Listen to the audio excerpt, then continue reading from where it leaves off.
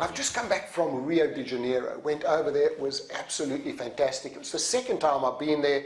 The last time was about 40 years ago. Now, I want to tell you, everybody warned me about how dangerous it is. I even went and bought a money belt. I've never felt safer. I think it's just like any city in the world. You just got to be careful of where you're going. Now, Brazil is a fantastic, fantastic place. And what I'd recommend to you is to stay on the Copacabana. There's many, many beaches in Rio. The two main ones are Ipanema and Copacabana. I went to Ipanema Beach. It's a little bit run down. It's not that great. Copacabana Beach is wonderful. There are wonderful restaurants all over. There's vibes. There's live music every night. I would rate it 100 times better than Ipanema Beach. It's also easy to get into all of the shops just 2 streets down. You within walking distance of any shop over there. The buses are fantastic.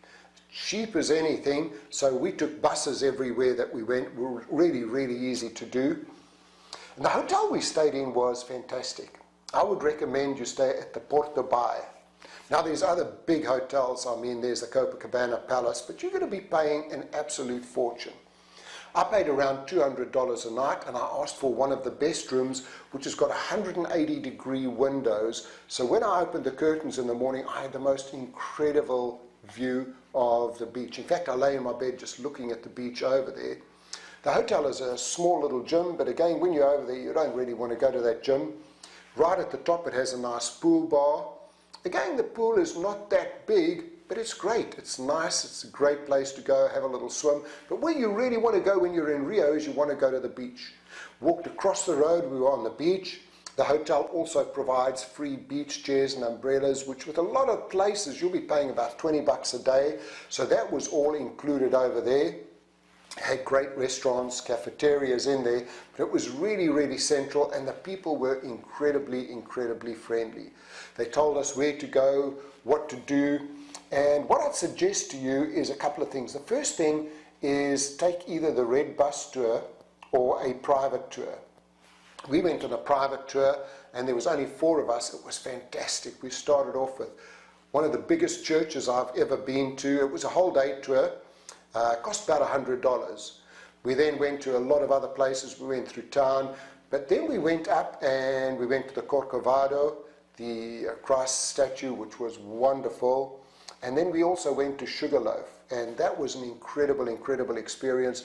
Beautiful, beautiful pictures. You've got to go and visit those 2 places when you're there. We also went to a samba show, which was a little bit disappointing. I'd been spoilt. I'd just come from Chile. And in Chile, we went to the tango show, which was out of this world. So this was a little bit, it was almost amateurish compared to that show, but it was really good. There were some really good musicians over there. The theatre was a little bit tired, but it was okay. You've got to go and see a samba show when you're there. But my highlight was right opposite the hotel was a little place called the Little Club. Now, I didn't realize that this is one of the most famous jazz clubs in Rio. And a lot of the big artists started out there. People like Sergio Mendes, many other famous people go over there. It only holds 25 people, very, very intimate. Wherever you sit, you're right on top of the stage. Well, we went over there, and there was 2 people. There was a guitarist and a lady singer that absolutely blew my mind. Possibly the best guitarist I have ever seen. And I've seen and I've worked with some of the best guitarists in the world. This guy just blew me away. The woman singer was absolutely fantastic, and they also had a flautist that went up there. So that's one of the other places you've got to go to is the Little Club when you go to Rio.